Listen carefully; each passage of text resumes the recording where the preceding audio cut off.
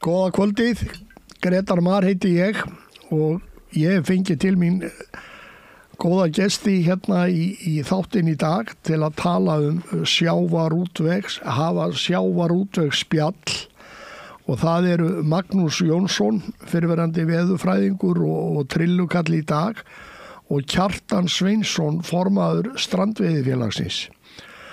Og við erum náttúrulega að ræða fiskveiðistjórnunarkerfið, stöðu smábáta í fiskveiðistjórnunarkerfinu og hlutur þeirra á síðasta ári eða á þessu ári sem að líða fengu þeir að veiða á strandveiðum 23 daga og það gefur auga leið að það geta engir menn lifað á strandveiðum þegar þeir fá bara að veiða í 23 daga á ári.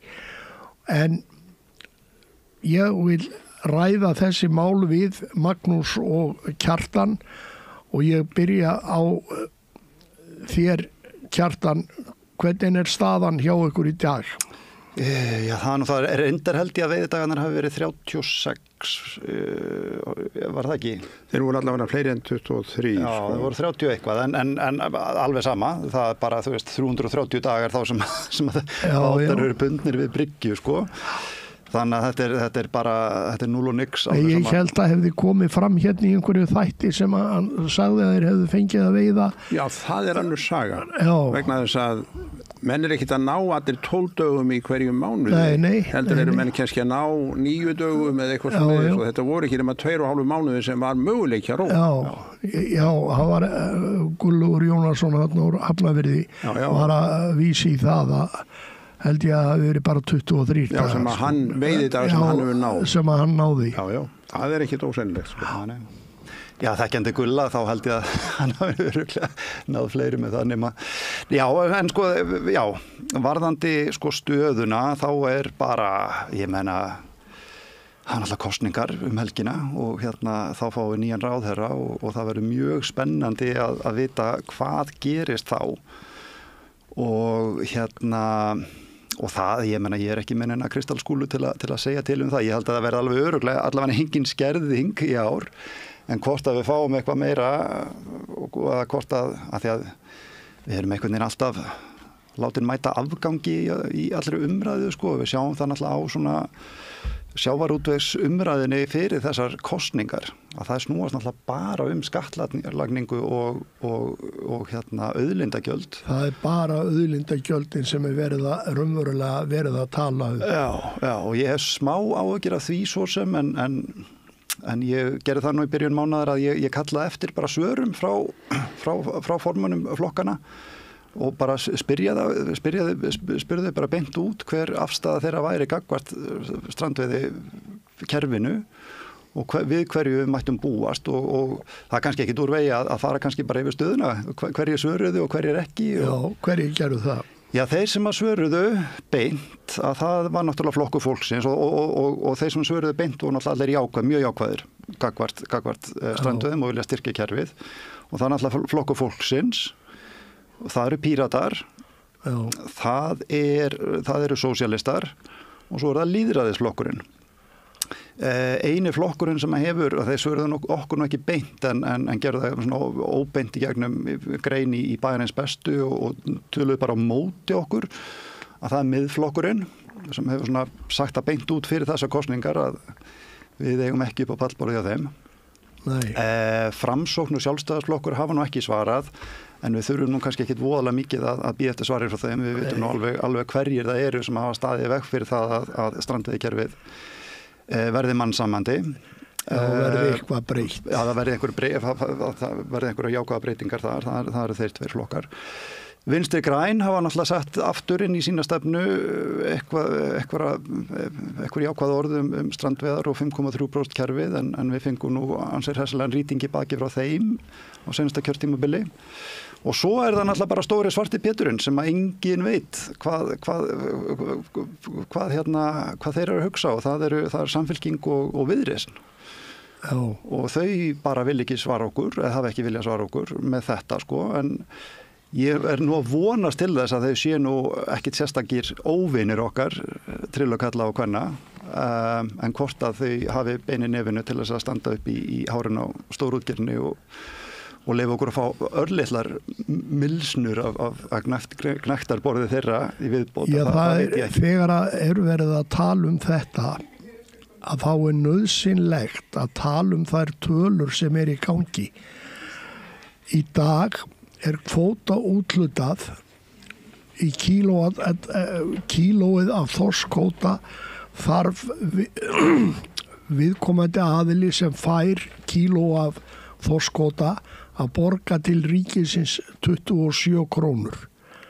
En hann getur leið og hann búinn að fá úthlutaðan kvóta, þá getur hann snúið sér við og selt viðkomandi kvóta frá sér á 500 krónur. Plús það að sá sem leigir af honum kvótan borgar 27 krónurnar sem að fyrsti handhafi kvótans fær úthlutað. Þannig að hann hirðir í rauninni fyrir að eiga þetta 500 krónur per kíló. Já, fyrir að gera ekki neitt. Og þetta eru þetta gríðarlegar upphæðir og mismunun, og þegar að verið að tala verð og kvótakerfið, að við verðum að muna eftir því þegar við byrjuðum á að setja kvóta á 1984, þá var þetta gjafakvóti til handa þeirra sem fengu veiðiheimildir. Þeir þurftu aldrei að borga í rauninni krónu fyrir kílóið. Þeir fengu þetta, en leið og frjálsa framsælu var sett á 91, þá gátu þeir farið að veðsetja veiðiheimildina sínar með óbeinum hætti í bankakerfinu og slá út á kvótaeign sína sem þeir höfðu fengið gefins, og síðan hefur boltinn rúllað. Og það eru flestir af þessum aðilum sem að voru byrjaðir í útgerð 1984 hafa bætt við sig veiðiheimildum af því að þeir gátu veðsett veiðiheimildunar sem þeir fengu ókeypis í byrjun.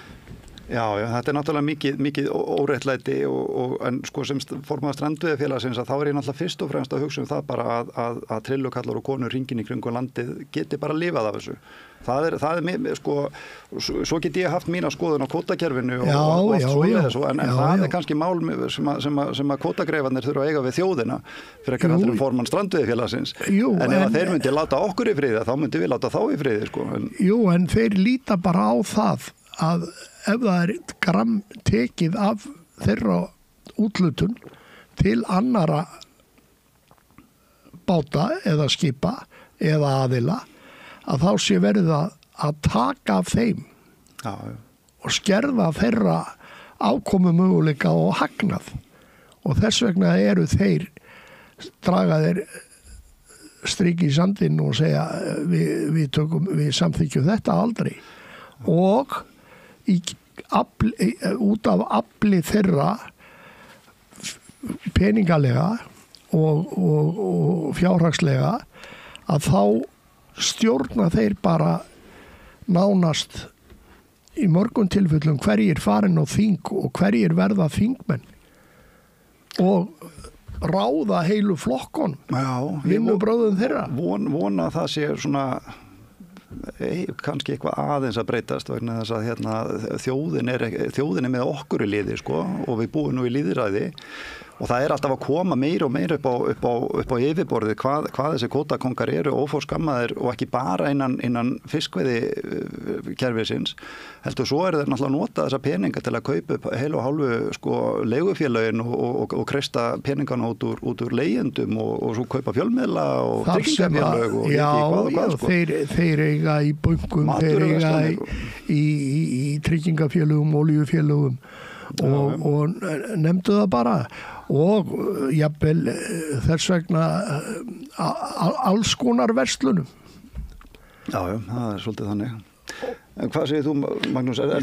Ég vil nú kannski nálgast þetta svolítið öðruvísi vegna þess að ég held að við höfum kannski ekki verið að ræða akkurat kvótakerfi sem slíkt núna heldur einfallega eins og Kjartan að minnast á svona stöðu smábátaútgerðarinnar og það einhvern tvennt eða kannski þrennt sem að þar skiptir mestu máli. Í fyrsta lagi það náttúrulega strandveiðarnar, í öðru lagi það grásleppan og svo það í kannski þriðja lagi línuívilnunin. Þetta eru svona þeir stóru póstar sem að snerta smábátaútgerð í landinu langmest. Hárrétt. Og mér langar til þess að bara byrja hérna á því að bara hreinlega segja frá hérna þeirri samþykkt sem að var gerð á aðalfundi Landssambandsins núna í haust og það raunar grundvallað á hugmynd sem var sett raunar fram fyrst í hittifyrra hjá okkur í Skagafirðinum. Við ræddum síðan svona opinberlega í fyrsta skipti ég og Kjartan og Arthur Bogason, formaður Landssambandsins við þáverandi forsætisráðherra í ágúst 2023 og hún tók þessari hugmynd vel en vildi samt ekki gera neitt í málinu vegna þess að þá var Svandísarnefndin stóra. Þá var hún enn að vinna og hún vildi allavega fá niðurstöðu frá henni það hvort það kæmi eitthvað sem að mætti nýta við þetta. En hugmyndin var sem sagt þannig að strandveiðikerfið yrði eins og það raunar sóknarmarkskerfi sem yrði algjörlega aðskilið frá hinu almenna aflamarkskerfi.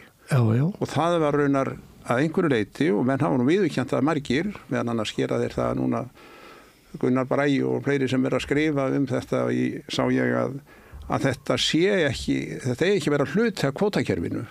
Og þar þegar við samþyktum samhljóða á landssambandinu á aðalfundi Landssambandsins núna í haust var eftirfarandi og þarna voru 70 fulltrúar sem var samþyktu þetta í einu rúmi.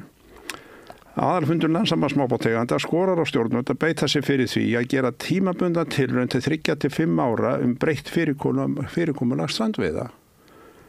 Tilraunin felst í því að heimilt verði að veiða alltaf 12 daga sem því að það ekki endilega búið að negla niður nákvæmlega 12 daga svo það sé nú raunar í lögum núna þá hafa menn verið að opna þess á það geti verið þessuna 10 eða 11 eða eitthvað annað en þó ekki náttúrulega niður úr öllum valdi, alls ekki það þýr ekki fara neitt örfá daga í 4 mánuði samanber lög sem að þarna að ræða og í gildi án þess að kæmi til stöðvunar og með þessari tilraun yrði sóknarkerfi strandveiðanna skilið frá aflamarkskerfinu enda það bæði rökrétt og í samræmi við úrskurð mannréttindanefndar Sameinuðu þjóðanna frá 2007. Leið hyrfi öll samkeppni milli svæða, milli staða, útgerða úr strandveiðikerfinu og öryggi veiðanna yrði þannig í fyrirrúmi. Vegna þess að við fundum það náttúrulega í sumar þar sem var svo góð veiði að menn vissu að það yrði stoppað á einhverjum tíma, þess vegna fórum menn að róa alveg eins og brjálaðingar, nánast í hvaða veðri sem var margir hverjir. Vegna þess að þeir vissu að það er stoppað áður en að menn gætu náð 3 mánuðum eða 4 mánuðum. Voru jafnvel að veiða við óæskilegar aðstæður. Ég frétta manni sem hafði verið að róa frá Patreksfirði í yfir 20 metrum á sekundu, þá voru þeir að róa þarna úti og sem þetta bara verið að bjóða ákveðni hættu heim með því að vera sækja þetta svona stíft en menn gerðu það með þess að vitamála yrði stoppað.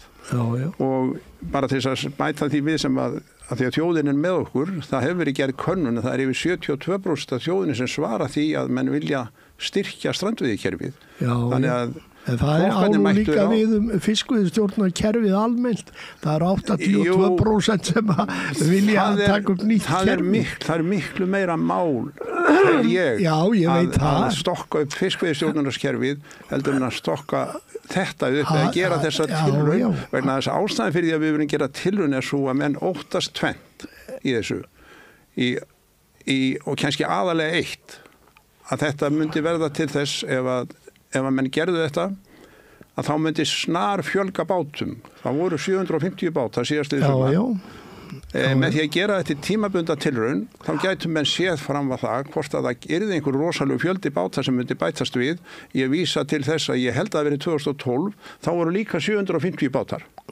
Vissulega þetta búið að fara svolítið upp og niður, en það hefur ekki orðin en risa fjölgun á þessum tíma. Nei. Þrátt fyrir það til dæmis að 2018 og 19 og ég maður rétt, þá fengum við alla 12 dagana, fyrstu 2 árin. En ástæðan fyrir því þá var svo að þá var svo miklu minni afli per veiðiferð.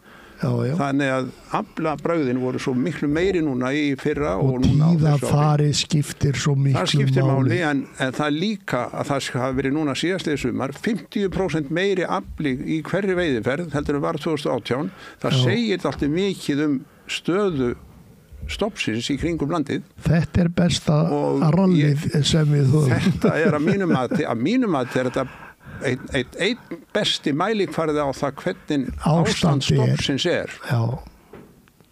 Þannig að það sem ég vil eiginlega leggja áherslu á er að við gerum með þessa tilraun og þarna voru allir sammála, allir fulltrúar á öllum 16 svæðafélögum Landssambandsins sammála að leggja þetta til og menn geta þá séð ef þetta verður einhver steik að þá geta menn hætt þessu eftir 3-5 ár og annað þitt, það ekki tekin neitt kvóti frá neinum eða neinum. Það engin skerðing á stórútgerðin út af þessu. Ekki út af þessu. Nei. Og þess nættu þeir raunar að styðja þessa tilraun. Ef þeir vildu skoða það svona með opnum huga, að það ekki verið að taka þessi tonn sem þetta myndi veiða, hvort sem eru 8.000 tonn, 10.000 tonn eða 15.000 tonn eða eitthvað, þá ekki verið að taka það af einu eða neinu. Nei. Og það má náttúrulega benda á að svona með við það sem Hafró hefur verið að segja undanfarin ár, þá eru þessi strandveiðiæfli, þá er svona á bilinu 1-1,5% af veiðistofninu. Já, það er alltaf sund. Það er alltaf sund og svo var náttúrulega mjög áhugaverða fréttir sem að komu nú fram í gær. Það sem að Jón Gunnarsson bara, og Bjarni Benediktsson ákveða það bara upp á sitt einstæmi að veita 3.800 tonna kvóta í djúpkarfa þegar veiði ráðgjöf Hafró er 0. Já. Og forstjóri Hafró lítur að vera lagstur í rúmi. Nei, hann sagðist ekki lengi leggjast inn í þunglindi við þetta. Ekki missa svefn út af því. Ekki missa svefn út af þessu, sko, en það skulum rifja það líka upp, sko, að ekki núna í sumar, heldur sumarið þar áður, að þegar við vorum að biðja 4.000 tonn aukalega í strandveiðarnar til þess að fleita okkur eitthvað aðeins lengra inn í sumarið, að þá hefur einhver, og ætla það ekki bara verið Svandís, sem að bað forstjóra Hafrannsóknastofnunar að koma fram í RÚV og segja að þetta væri bara ekki hægt, að það færi bara allt á hliðina og það sko, ég held að það væri þannig að ef við færum fram úr ráðgjöf Hafró og þá ættum við bara að missa MSC-vottunina og við myndum ekki geta selt íslenskan fisk á nokkrum erlendum mörkum nokkuð tíman aftur í lífinu, sko, og það myndi bara allt fara til fjandans. En þetta getaði gert, Jón Gunnarsson og Bjarni Benediktsson, en það var ekki hægt að gera þetta fyrir okkur. Ég hefði nú haldið að það væri alvarlegra að bæta við tæpum 4.000 tonnum umfram ráðgjöf, þegar ráðgjöfin er 0 vegna þess að staða stoppsins á að vera svo slæm, frekar heldur en að bæta 4.000 tonnum við 210.000 tonna kvóta á tegund þar sem að stofnin á bara verið í góðu lagi. Já, og stofnin er talin að vera yfir 1 milljón tonn. Já. Þannig að þetta var svona sýndir. Þetta sýnir bara hræsnina og þetta sýnir bara hvað við smábátasjómenn erum sko, hvað öflug erum að kljást við að þarna, sko, segja, þú veist, þarna kemur bara Guðmundur í brim og segir, herði, við verðum að fá þessi 3.800 tonna af djúpkarfa og þeir segja bara, gjörið þið svo vel. Ég veit að þeir hafa verið í vandræðum á frystiskipunum og stóru togurunum að veiða út af því að það hefur verið það mikið af karfa með og þeir hafa verið að reyna að vera í gullags og ýmsu og ekki geta það út af því að það hefur verið svo mikill meðafli af karfa. Já, og sko vittu til að þeir eru eftir að gera þetta sama með grásleppuna, sko, verðan þess að þeir geti ekki selt grásleppukvótan fyrir eftir 2 ár. Þeir eru eftir að gera þetta nákvæmlega sama og bæta og gefa einhver tonn hingað og þangað, sko, út af meðafla í togarna af grásleppu. Þetta kemur til með að gerast aftur, sko. Það má ekki losa með eitt gata á spennutreyjun okkar. En það er eitt sem að mér langar til að gera og þú komst með mynd sem hefur verið gerð fyrir fyrir strandveiðifélagið eða Landssamband smábátaeigenda. Já, þetta var samstarfsverkefni sko hjá Strandveiðifélagi Íslands og Landssambandi smábátaeigenda og við fengum Rut Sigurðardóttur sem hefur nú komið í þáttinn held ég. Já, Trillukall og kvikmyndagerðarmaður og bara hæfileika búnt ætla ég að leyfa mér að segja og hún vann fyrir okkur í sumar alveg frábæra seríu af kynningamyndböndum. Og við ætlum að sýna núna hluta af brot úr þessari mynd. Já. Mjög stór hluti af sjálfsmynd svona forms útgerð, sko. Þegar engin útgerð, þegar hún dettur upp fyrir. Svoleiðis samfélag, sko, missir svo mikið hjartað úr sér, sko. Mér finnst kannski mest við þetta samfélagið í kringum það. Þetta svo skemmtilegt að koma hingað klukkan, við komum rétt fyrir 5 í morgun. Þá eru nokkur þarna, góð daginn, eitthvað svona og svo alltaf verið að hringja á milli og ég á að rúlla mínu bílu, ég á að rúlla mínu enginn lánaðir og þú veist, það eru allir svo svakalega mikið saman í þessu.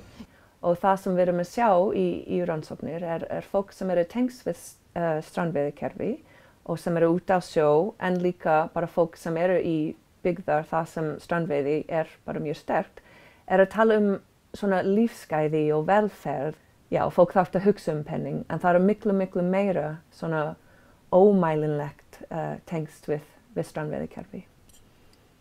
Í mínum huga þetta svo mikið kjarni í þessum litlu sjávarbyggðum í kringum landið. Við þurfum bara að hafa þennan rétt í byggðunum að sækja í fisk þegar best á hverju stað. Og þetta eiginlega eitthvað sem ekki hægt að útskýra og þess vegna held ég að það sé mikilvægt að halda þessu við til þess að þetta sé eiginlega eitthvað sem deyr ekki út. Það þessi hugmynd af svona sjávarþorp og sjávarbyggðar og smábátar einhvað tengst við fortíðinni. En þetta ekki rétt af sjálfsögðu. Það ætla að vera smábátar í framtíðinni. Það ætla að vera sjávarbyggðar og sjávarþorp í framtíðinni og það sem svona alþjóðleg rannsókn að sýna okkur bara þessi sjávarbyggðar og smábátur svona líkil í sjálfbærni byggðaþróun. Hvað segjum við þessa mynd, Kjartan? Þetta myndbrot. Þetta myndbrot, já. Hugmyndin á bak við það að vinna þessa seríu var svolítið svo að bara koma með innlegg í umræðina strandveiðar og strandveiði menninguna og framlag trillukarla og kvenna til náttúruverndar og til byggðaþróunar og til sem sagt þjóðhagslega hagsæld og náttúrulega mannréttinda, þannig að þetta eru svona 4 helstu áherslu atriðin hjá okkur, sko. En þetta eru náttúrulega það sem við erum búin að gera frá því við fluttum til Íslands. Nákvæmlega. Fyrir 1000 og 1100 árum. Það erum við búin að vera að stunda fiskveiðar á handfæri og eigum við ekki að halda því áfram, eigum við ekki að hvetja fólk. Norðmenn leggja mikla áherslu á þetta í öllu Noregi. Að þar eru við með eiginlega ungliða kóta.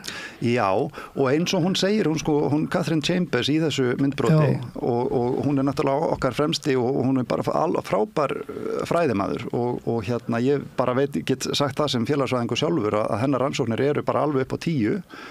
Hvað hún menntuð? Hún félagsvísindakona líka, sko, og sér þannig hún var á fundi hjá mér sem við héldum á Katalínu í fyrra sumar. Og það sem hún segir í þessu myndbroti og ég svo sammála henni að þótt að þetta sé sko elsta atvinnugrein Íslands og var eflaust byrjað á strandveiðum sko 874 að þá þetta ekki bara fortíðin, þetta líka framtíðin. að því að við erum að sanna gildið okkar á öllum hinum þáttunum líka. Við erum sko hagræn, þetta sko hagræni þátturinn hjá okkur er alveg gríðalegur, við erum að skila alveg svakalega góðum afla, verðmætum afla í land. Fyrsta lagi er það tala hæsta fiskverð og mestu gæði sem völ á fyrir svona ásamt línufiskinum. Já, ásamt línufiski og mörgum öðrum, en það er enginn að fá neitt betri verð eða hærri verð heldur en fyrir færafisk eða krókafisk. Nei. En svo er það umhverfis þátturinn sem er alltaf verið að messa yfir okkur að við eigum að líta til með. Og hvað þegar við erum að veiða hvert kíló með minnstu eyðsla á olíu?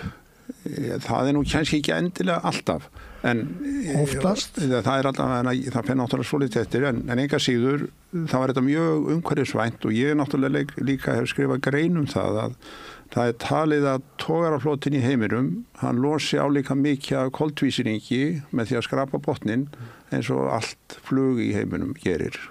Já. Þannig að ef að menn vilja líta á þá líka, já, þá er þetta ekki spurning að þetta er mjög umhverfisvænt og hitt er náttúrulega mjög oft þannig líka að menn er að veiða á handfæri með minni olíukostnaði eða minni olíueyðslu skulum við segja. Já. Fyrir að vísu eftir í hvað menn þurfa að róa langt og svona eins og gengur, en enga síður að meðaltali. En það sem mér finnst líka skipta verulegu máli í þessu er það að þetta er hluti af sögu og menningu okkar hér á Íslandi. Það er einn þáttur sem er kannski vanmetnastur í þessu. Mér finnst það alveg rosalegt ef að menn ætlar að, líka við að segja, algjörlega ástæðulausu að klippa þetta burtu vegna þess líka eins og Kjartan kemur inn á að þetta er að einhverju leyti er þetta líka framtíð. Það er mjög mikil andstaða víða í heiminum. Það er ég búin að lesa mig til við tóveiðar, jafnvel netaveiðar líka, en aðalega tóveiðarnar. Þannig að menn vilja vera að veiða með króka, menn vilja vera að veiða með línum, menn vilja vera að veiða með handfærum og svo framvegis. Þannig að vegna þess að það eru þetta umhverfisvænt ef að menn glata veiðarfærum, þá var það bara ein sakkafarin eða eitthvað svoleiðis og kannski einn eða tveir krókar eða eitthvað þvílíkt. Þannig að það er eins og hann sýndi nú fram á hérna einn á skemmtilegu þegar hann kom með að veiðarfærin sem við erum að nota færum, það kemst fyrir í einu ísboksi sem er 2 lítra bóks. Meðan að sko, veiðarfærin sem skipið trillan var með komst í ísbóks. Og svo erum við náttúrulega allir, eða langt flestir eru að draga færin þannig að það er ekki verið að eyða olíu með að við erum að veiða. Nei. Það er bara meðan við komumst á meiðin. Til og frá. Já, við hlöðum geimana annarkvært í landi eða á stífinu og svo framvegis og svo er engin eyðsla við að veiða fiskinn. Nei. Og svo er meðaflinn mjög nálægt núlli, sko. Já, við erum ekki við fáum enga fugla eða sjávarspendýr eða... Nei, en þetta er hvernig sem á það er lítið.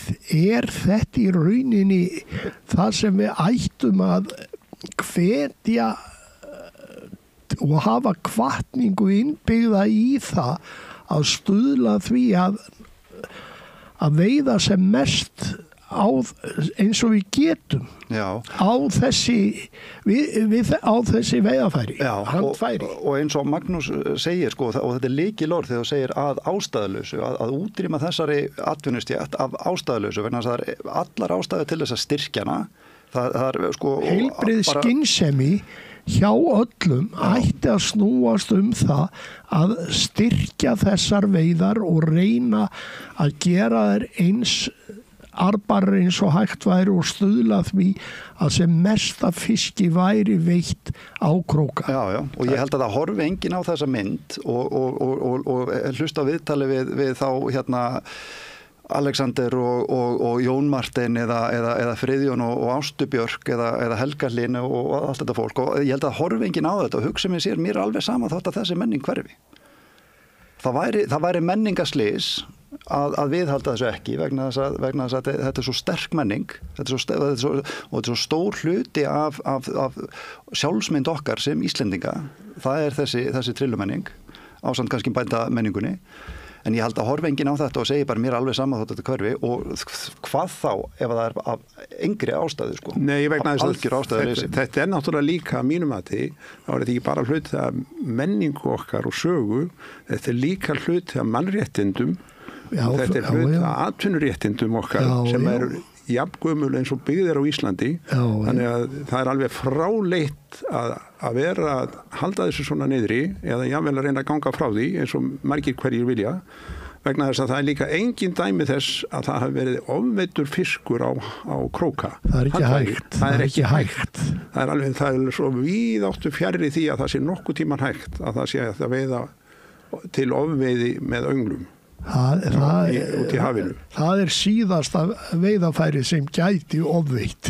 Það eru handfæri. Ég veit ekki á hvaða forsendu það gæti gert sko. Nei. En þetta er skondin svona staða sem við erum í að þetta menn skulu vera að þurfa að berjast fyrir því að koma vitinu fyrir heilbrigt fólk sem á að vera í handlegu jafnvægi og í góðu lagi og jafnvel með háskólapróf og annað þess áttar að þeir skuli ekki kveikja á perunni og sjá. Það er önugt. Þeir kveikja vissulega á perunni. Þetta er einhver annarkvært þegar þetta svona hagsmunagæsla eða þá að menn segja sem svo allar veiðar eru bara þannig að það verður að takmarka þeir og skiptir engu máli hvort það verið með flottroll eða bottroll eða hvað sem það þurfi líka að takmarka þessa veiðar en það eru alveg víðsfjarri vegna þess að það er takmarka sem mestur leyti sjálfar annars vegar með fiskigengd og hins vegar með veðri. Já. Og vélabilunum. Vissulega er það líka. Já, þetta gefur að mann finnst gefur sko rökræðu þessi mál er svo skrítin að það skuli vera hægt einhverju treysti sér til þess en við náttúrulega sitjum uppi með það að eins og Hafrannsóknastofnun veiddur fiskur er veiddur fiskur og alveg sama hvernig það er gert. Já, ég held að það sé nú svolítið sóknarfæri þar og kannski sérstaklega með þessa staðbundnu stofna. Það þarf að koma miklu meiri umræðu það og hún heitir hún ekki Guðbjörg Ásta sem er á Bólungavík og er nú okkar helsti sérfræðingur okkar í þorski sko og vann hjá Hafró lengi vel en hún er búin að vera að rannsaka þessa staðbundnu stofna og ég meina það vita það allir trillukallar að auðvitað þetta alltaf eru stofnar sem eru þú veist inn í Breiðafirði eða eitthvað lengst út á margir tugir stofnar við landið margir hundruð það eru margir sko maður ólst upp við það var verið að tala vestfirðing, nollending kantara, raunara grænlending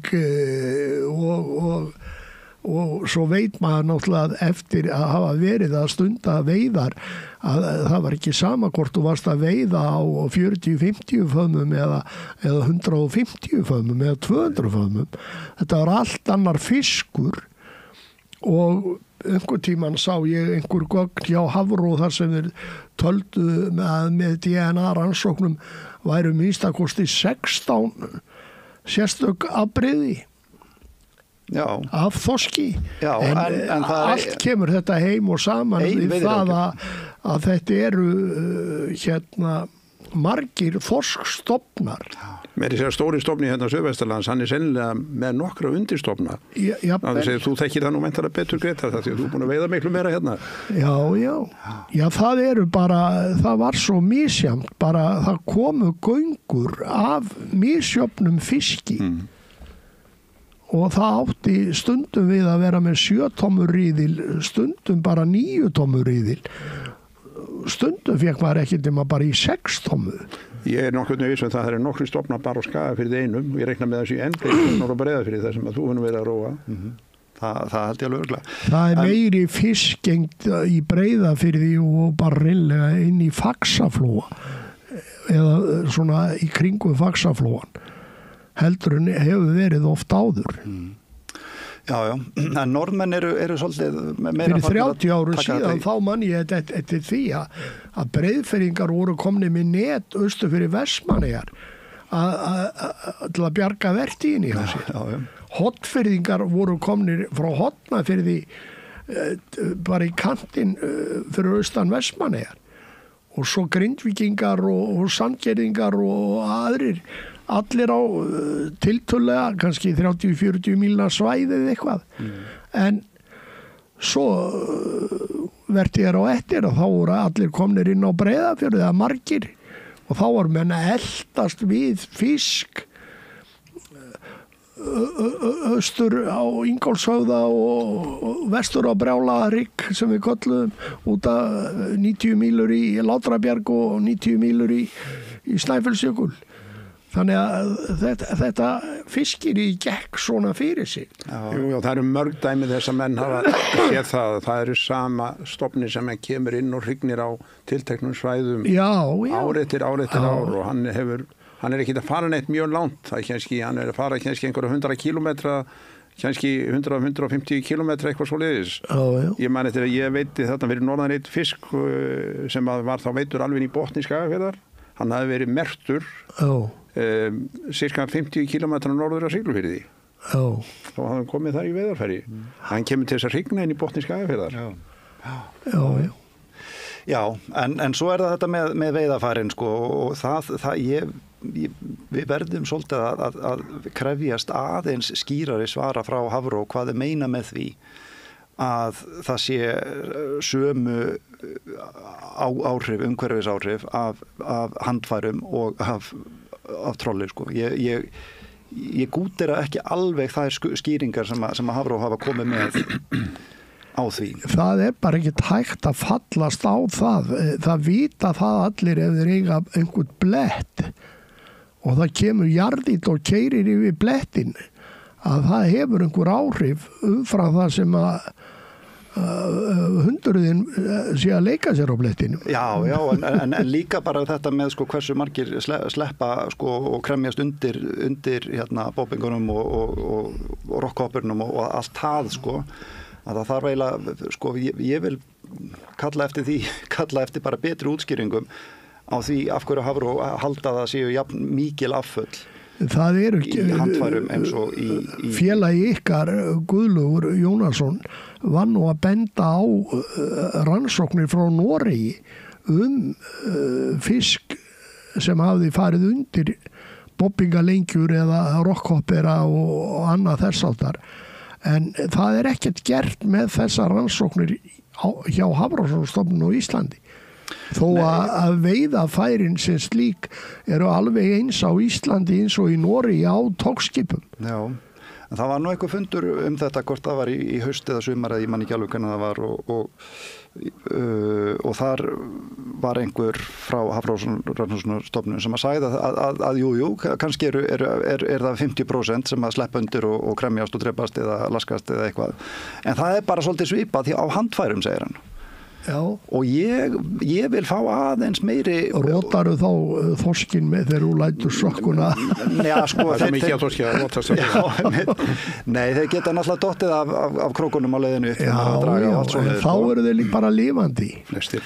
Já, hann vildi meina að það væri kannski ekki sko. Og ég vil fá og mér skilst að það hafi verið gerð eitthvað rannsókn þar sem að fiskarnir voru teknir upp og svo voru látnir renna onni eitthvað rör í eitthvað box eitthvað staðar og 50% lifðu það af. Þetta hljómaði ekki alveg vísindalega fyrir mér sko. Að sko þarna er allt og margir utanaðkomandi þættir sem hafa áhrif á þetta. Jú, en það er eins og það sem verið að reyna að verja ykkurja gjörninga með mjög vafasömum hætti og eiginlega rökleysu. Já, ef þetta er rétt þá vil ég bara fá að sjá það sko og ég er ekkert að reyngja neitt en ég bara hef ekki séð gögnin sem að réttlætir þessa hérna staðhæfingu að veiðarfærin skipti ekki máli. Hafandi verið veðurspámaður allengi þá ber ég mikla virðingu fyrir mönnum sem geta skipt skoðun og verið fljótir að því. Vegna þess að ég hef oft þurft að skipta skoðun á sömu vaktinni það hverju ég er að spá í veðri. Og mér þykir það athyglisvert þegar ég les skýrslu frá Hafró eða frá vísindamönnum Hafró 1972 þá eru þeir að leggja til þess að hlífa fiski fyrir Norðurlandi og Austurlandi að þá verði bannað togveiðar innan 12 míla og ekki bara togveiðar með trolli heldur líka með dragnót en hins vegar fyrir nokkrum árum þá var samkvæmt ráðgjöf sömu stofnunar leyft að veiða með trolli að miskusti dragnót alveg upp í Kálgarða víða fyrir norðar og Austurlandi ég var nú á sjó á dragnót og Skagafirði 1964 þá var lokað fyrir dragnótina hluti af firðinum. Núna má fara með miklu öflugri veiðarfæri stærri skip allt upp í 300 tonna skip að þá má fara nánast á kastanótinni bara út inn í Héraðsvötnin og draga út eða Skjálfanda fljótið eða eitthvað þingilíkt og draga bara út og það er allt samkvæmt heimild frá ráðgjöf Hafró. Þannig að menn hafa skipt rækilegum skoðun í þessu en ég segi það getur vel verið að það sé rétt að það skipti engu máli. Ég trúi því ekki sjálfur. Og það er náttúrulega oft á tíðu þannig að menn hafa náttúrulega séð það þegar menn eru búin að fara með troll yfir einhver svæði eða dragnót yfir einhver svæði sem eru svona takmörkuð að þá þýðir ekkert að vera að reyna að leggja önnur veiðarfæri þar á eftir svona til að byrja með. Nei.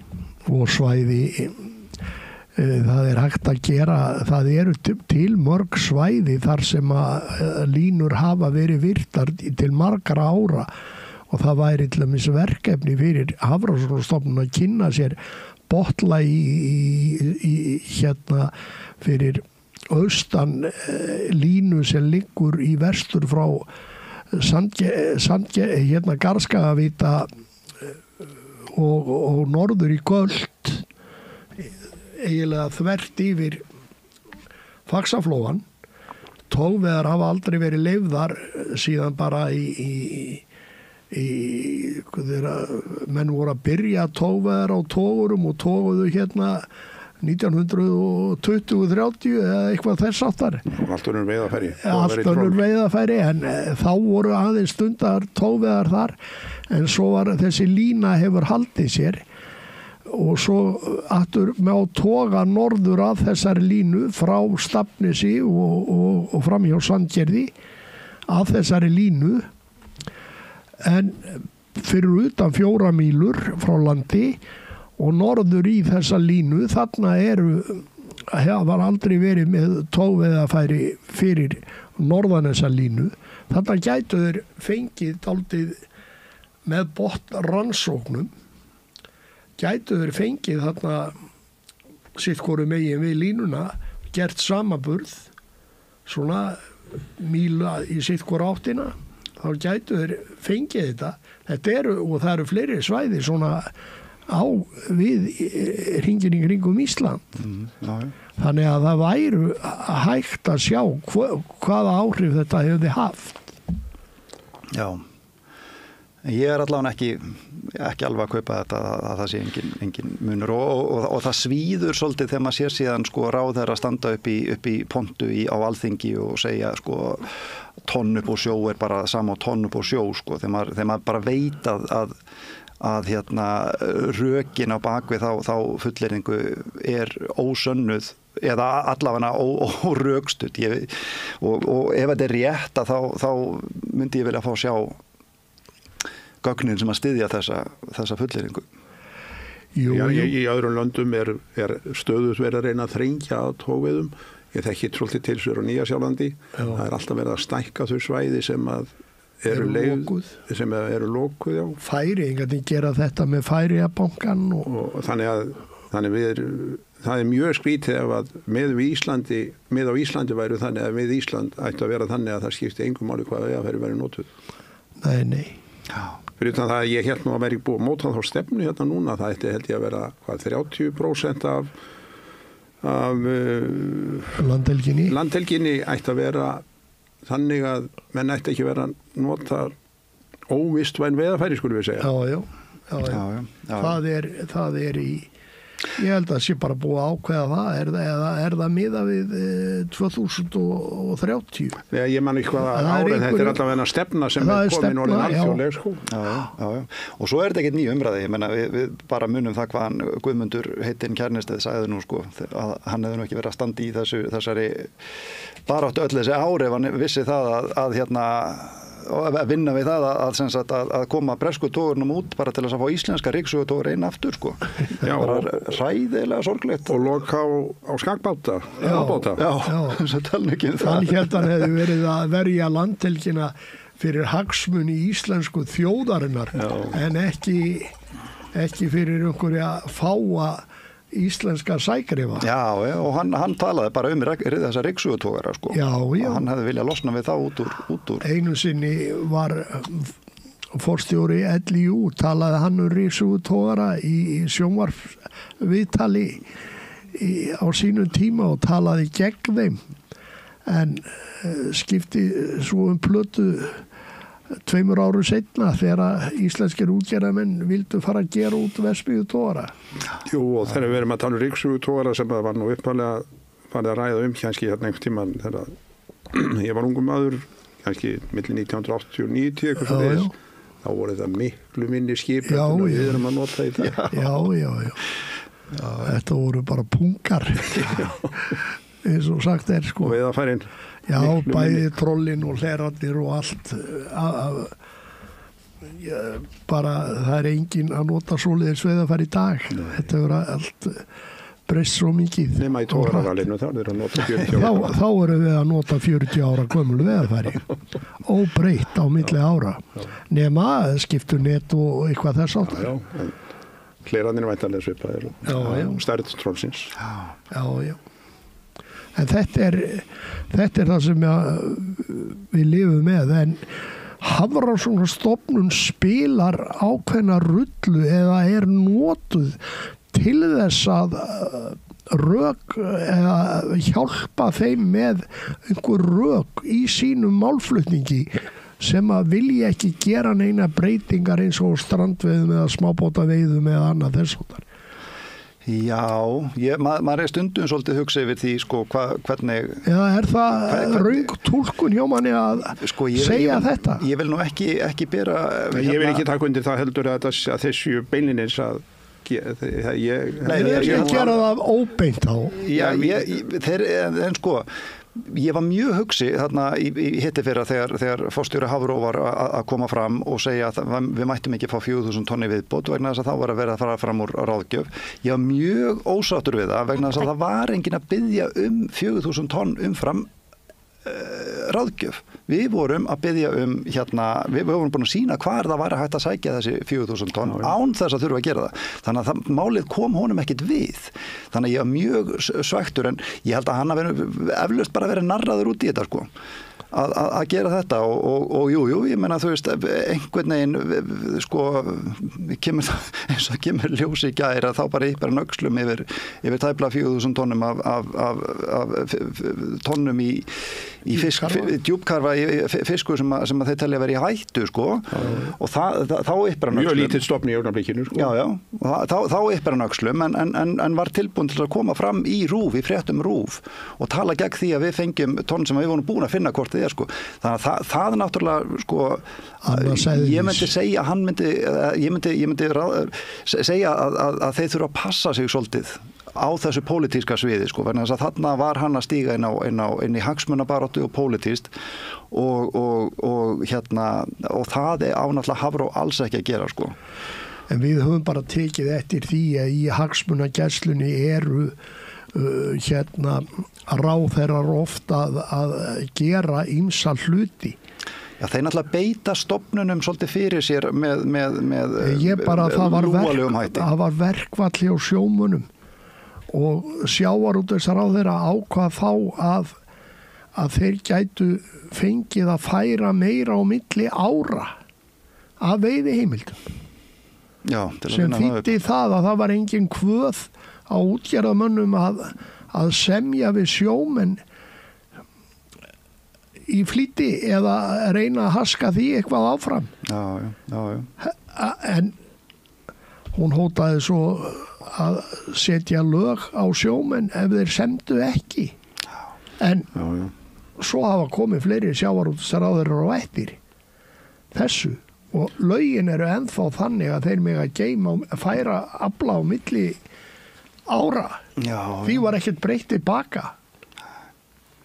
Nei, það er líka athyglisvert talandi hagsmuni smábátana. Við erum kannski mest búin að tala strandveiðar og færaveiðar og kannski eitthvað línuveiðar en það var dálítið athyglisvert finnst mér að menn skildu núna að þvinga í gegnum á síðustu dögum þingsins í vor kvótasetningu á grásleppunni sem að Hafró sagði enga ástæðu til þess að setja í kvóta vegna þess að við ekki gleyma því að kvótasetning var gerð til þess að venda stofna sem væru í ofveiði hættu eða ofveitir sem að grásleppan hefur aldrei verið og ekki núna en samt verðum sett í kvóta.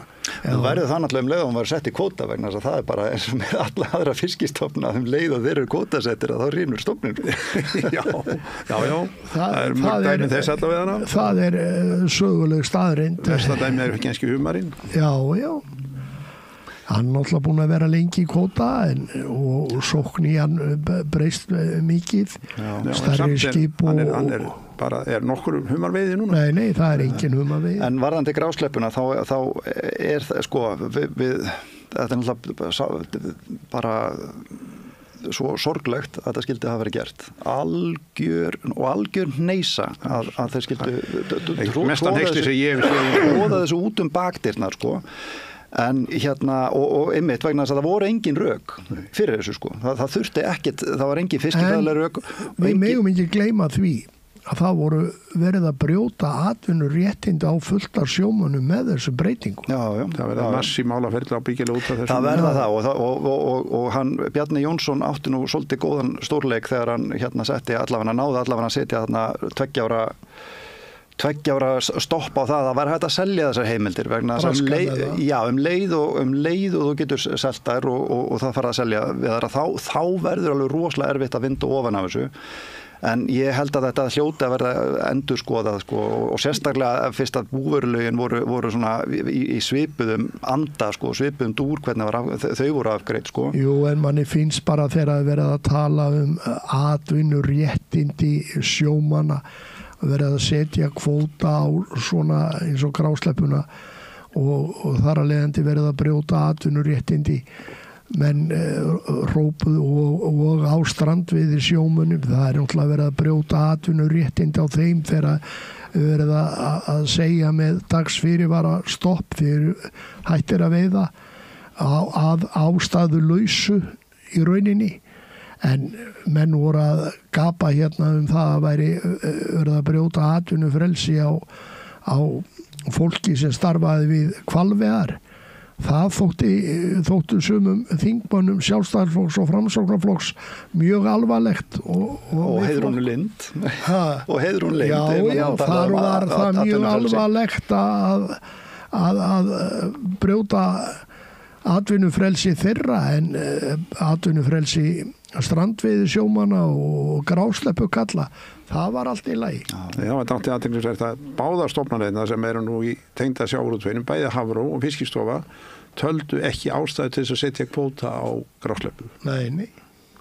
Voru raunar gegn því. Já. Þetta er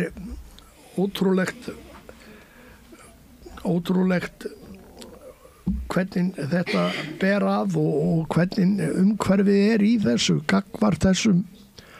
Maður hefði haldið að menn, stórútgerðarmenn mundu bara vilja hafa frið þessa hluti og ekki að vera með 1000 smábátasjómenn á bakinu rölandi og kvartandi. Ég get alveg sagt ykkur það að ef að yrði farið þessi leið sem að landssambandi lagði núna til að þetta gerð, þó væri ekki nema til 3 til 5 ára, það myndi fátt ef nokkuð geti stuðlað að meiri sátt allavega innan sjómannastéttarinnar fiskveiðistjórnarkerfið, þannig að og það yrði ekki verið að taka afla af einum eða neinum kvótahafa.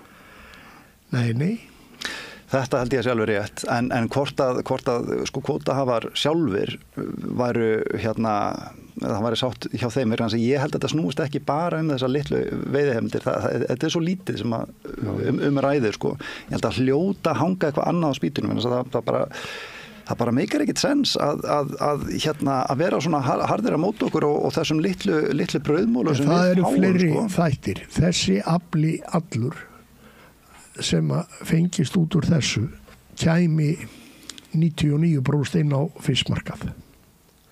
Það myndi hjálpa fiskvinnslu fyrirtækjum sem eru án útgerðar og byggja alla sína hráefniskaup á fiski af fiskmarkaðum. Þeir sem að ég hef stundum sagt að eru arðbærustu aðilarnir í íslensku sjávarútvegi þó að þeir sýni það ekki kannski í ársreikningum hjá sér en þeir kaupa hráefnið á hæsta verði og þeir eru stöðugt að leita af nýjum mörkuðum nýjum leiðum til að koma fiski á sem fá sem mest verð fyrir fiskin hráefnið. Hvernig þarf að selja hann? Já. Og þetta myndi náttúrulega hækka verðlagsstofuverð og sjómenn fengi þá meira fyrir sinn snúð og svo framvegis. En ég held að ein af ástæðunum sé svo af hverju sem sagt kvótaeigendur hata okkur svona rosalega mikið svo að við erum bara að sýna fram á það að það hægt að stunda arðbærar fiskveiðar á félagslega ábyrgan og umhverfisvænan hátt. Og það að þau eru í rauninni hvorugt sko. Þau eru búin að rústa hverju sjávarplásun á fætur öðru og er að skrapa botnin og annað slíkt sko. En ég held að þetta sé ástæðan að þetta bara þeir vilja bara fá að gera það áfram sko. Og hafa áhyggjur af því að það myndi einhvern veginn vinda upp á sig og við sjáum það náttúrulega þá þróun út allan heim að krafan vistvænan fisk og félagslega ábyrga veittan fisk Þetta alltaf að koma meira inn í verðlagningu á fiski. Já, krafan að verða alveg gríðarleg sko. Það tala líka, að þú nefndi það Gretar áðan, þetta með fiskkaupendur sem án útgerða, það náttúrulega alveg forkastanleg framkoma að stoppa það. Það í lögum að ég gera ráð fyrir það að megi stunda strandveiðar í 4 mánuði ári, alltaf 12 daga í mánuði. Svo ákveða með það bara með 1 til 2 eða 3 daga fyrirvara. Það sé bara stoppað einhvern tíman á miðri vertíð, rétt rúmlega miðri vertíð, sem þýðir það að menn sem eru búin að búa sig undir það að fá fisk allt sumarið, fram í ágústlok, það bara allt stopp. Og ég vissi það að maður sagði það fyrir austan einhvern tíman, þegar þetta gerðist nú í fyrsta skipti fyrir 3 árum, að ef þetta myndi gerast aftur, þá myndi sennilega hans fyrirtæki bara á hausinn vegna þess að hann var búin að skuldbinda sig til þess að aðfenda fisk, vinna fisk og aðfenda fisk. Sumum tilfellum eru þeir búnir að tryggja sér pláss í flugvélum og eru standa frammi fyrir því að þeir þurfa að skaffa 0,5 tonn, 1 tonn af flögum í flug þennan dag. Já, og svo er það náttúrulega flutningsfyrirtækin sko, vörubílarnir að ég meina allt í einu þetta borgar starfsmönnum í 1,5 mánuð fyrir að gera ekki neitt sko. Þetta er frá A til U. Þetta eru hafnarsjóðirnir í sveitafélögunum. Þetta eru öll vinnan í bara við að landa fiski og koma honum á þess vegna í slægingu ef það eru eða sendan hvert sem á land. Já, og svo má ekki gleyma því að það er bara að allt í einu sko, ef að þú ert sko neytandi í Bretlandi eða Þýskalandi eða eitthvað staðar og ferð út í búð í ágúst og bara engin íslensku fiskur. Það er engin þolinmæði. Þá farið að kaupa norskan laks í staðinn sko. Og það er engin þolinmæði. Við erum byrjaðir að norðmenn að selja þorsk á hærra verði heldur en við Íslendingar. Já, heldur betur og er að taka fram úr okkur fyrir afröðina. Og er að taka fram úr okkur hvað þetta varðar og það er náttúrulega í þessum stórverslunum að núti sko, það er engin þolinmæði fyrir svona vitleysis gang sko, að vera bara allt í einu með 1,5 mánuð þar sem að þú ert ekki með nennar vöru sko frá Nei. En strákar, þetta orðið ágætt hjá okkur í dag. Hvað vil ég segja að lokum? Svona inn í kostingarnar núna næstu daga. Hvað leggið þið til? Ég skrifaði litla grein í blað Norður- og Sauðárkróki sem heitir Feykir daginn, þar sem ég skoraði á alla alþingismenn að skoða þessa tillögu sem var samþykkt á Landssambandi smábátaeigenda það að gera þessa tilraun, og ég vil kannski bara ítrekka það sem ég hef sagt áður, að það eru engin rök til þess að gera hana ekki. Nei. Sammála því. Ég er sammála því. En Kjartan, viltu bæta ykkur við áðuru? Já, það er eiginlega bara það, sko. Ég er soldið smeykur við, sko, hver sest í ráðherrastólinn næst, og ég hef smá áhyggjur af því að í sko allir þessu pólitísku umræðu þá er bara verið að tala auðlindagjaldið, og ef að það eigi þá að fara að hækka það, að við verðum bara enn einu sinni, trillukallar, bara einhver peð sem að verður bara fórnað til þess að halda stórútgerðinu góðri gagnvart einhverjum hækkunum á auðlindagjaldi, og við höfum síðan þetta gerast svo oft að við séum bara þessi peð á taflborðinu, og ég vil bara, ég vona náttúrulega að við séum bara það mikið 0 og nix að það skipti engu máli þótt að við fáum þessi 4.000 tonn í viðbót eða eitthvað svoleiðis, eða þessi tilraun verði framkvæmd, sko. Ég vona að við séum það miklir tittir að þetta skipti engu máli fyrir komandi ráðherra, sko, að slá til, en ég er hræddur að okkur við verðum bara fórnarkostnaðar enn eina ferðina. Vera bjartsýnn. Já, bjartsýnn. Sko, ef ég má vera bjartsýnn líka, að þá er ég aftur á móti algjörlega 100% á því að tíminn vinnur með okkur smábátasjómönnum. Að það er alltaf mjakast í rétta átt fyrir okkur, og við sjáum það náttúrulega að potturinn okkar hefur stækkað, jafnt og þétt. Það væri pólitískt algjör afglöp að taka eitthvað af okkur hérðinni frá. Þannig ég held að tíminn vinni með okkur vegna þess að við höfum öll rökin, við höfum öll spilin á okkar hendi. Í fyrsta lagi vil ég segja í lokin að það verður að láta endur skoða vinnubröð Hafrannsóknastofnunar frá upphafi til, raunverulega frá því hún var stofnuð, og hvernig vinnubröð og bera saman hvernig þeir hafa unnið, og við verðum að spurja okkur þegar við höfum ekki náð neinum árangri með að byggja upp neina fiskistofna í 40 ár, þar sem frá því að kvótakerfið var sett á, þá hljóta alþingismenn og ráðherrar að spurja sig að því hvað er af hverju gengur þetta ekki upp, þurfum við að hlusta á menn eins og Jón Kristjánsson eða einhverja sem hafa aðrar skoðanir á vinnubröðum Hafrannsóknastofnunar heldur en er í dag. Og svo að lokum vil ég segja, er ekki nauðsynlegt að næsti sjávarútvegsráðherra hafi mýið í saltan sjó og demdi hendin í kalt vatn.